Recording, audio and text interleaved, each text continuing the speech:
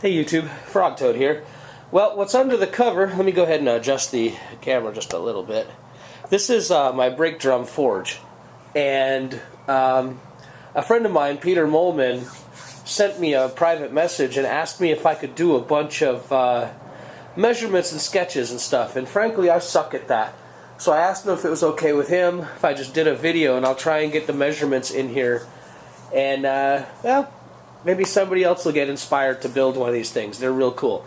Well, let me get the cover off. Okay, well, as you can see there, I've got a Stanley Fat Max tape. That's just sitting there for scale.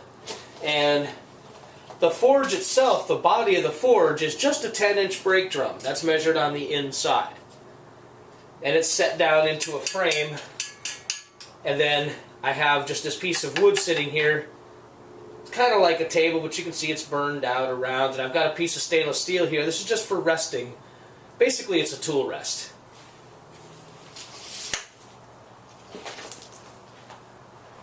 Now let me go ahead and take that off. And I think this was just some old 5/4 decking. I'll give you a look what the frame looks like.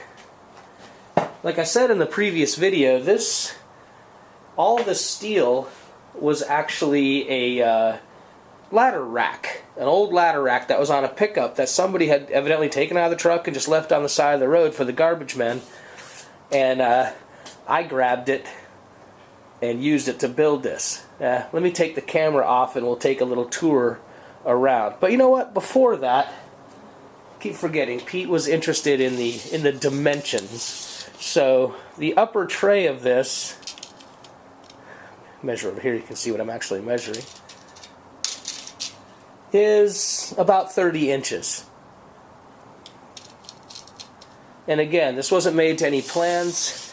A lot of this was just based on the steel that I had. Its width is about 11.5 inches. And then I took some of the flat parts and just made a cradle for this to sit on. The brake drum is not actually attached to the frame in any way. It's just sitting there by its own weight. And then as far as height off the deck, this one's right at 33 inches. So I hope that'll help you to give you an idea how big it is. Now let me dismount the camera and we'll take a peek. Alright, here's the leg system. And you know, like I said, I don't claim to be any engineer. This was really just done based on the steel that I had. There's some tubular steel and, you know, just some flat pieces. These, like I said, this was a ladder rack. You have to picture those pieces. Now, if somebody wants the detail measurements, the angle iron pieces are 1.25 inch angle, and the tubular steel pieces are also 1.25 inch. I don't know if the camera's picking that up, but they're 1.25 inch square. 1.25 inch square down here.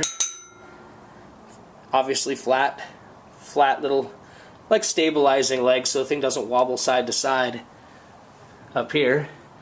And then this one, I just bent it. It was the last piece I had, so I just did a little double bend and welded it up. So it's a tripod, which makes it pretty darn stable.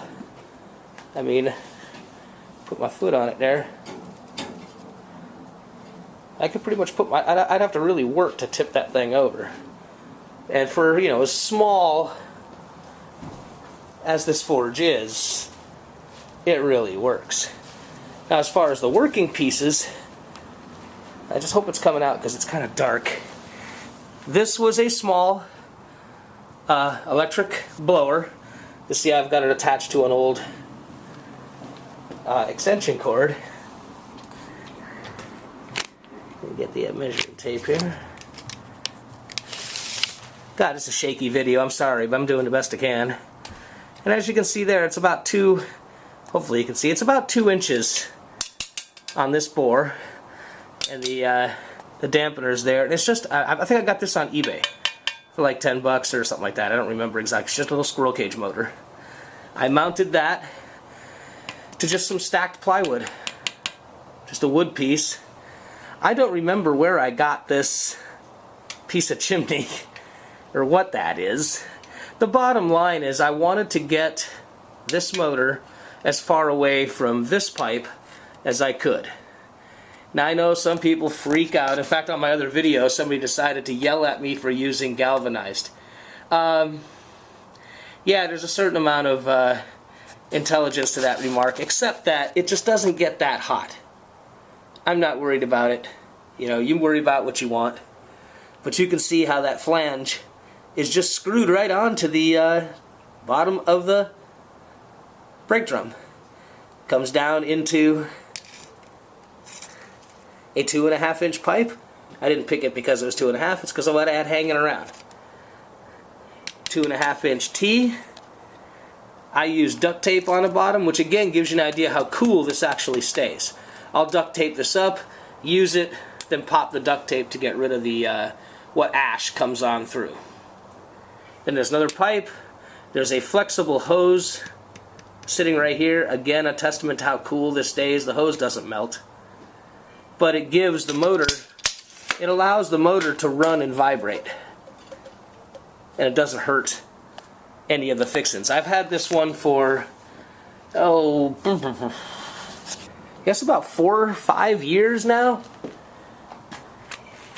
and I fire it up and use it, you know, on average maybe 5 or 6 times over the course of the year, just depending what I need it for. I'm not a professional blacksmith. I don't do a bunch of blacksmithing work.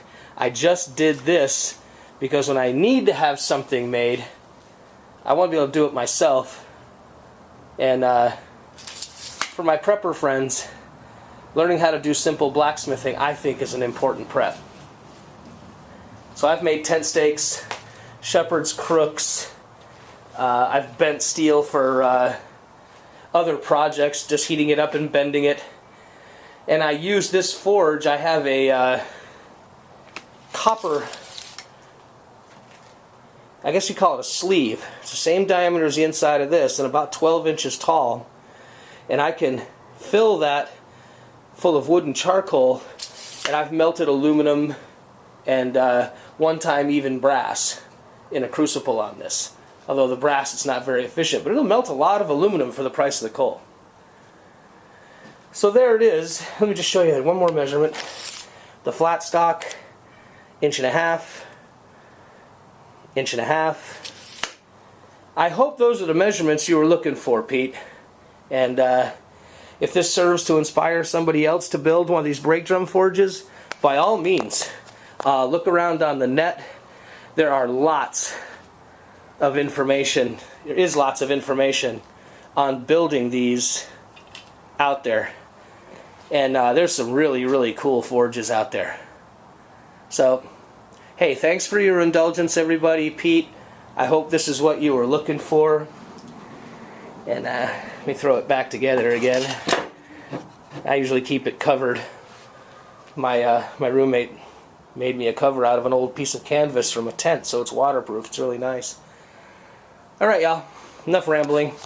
Thanks for watching. Fair winds, and we'll see you next time around.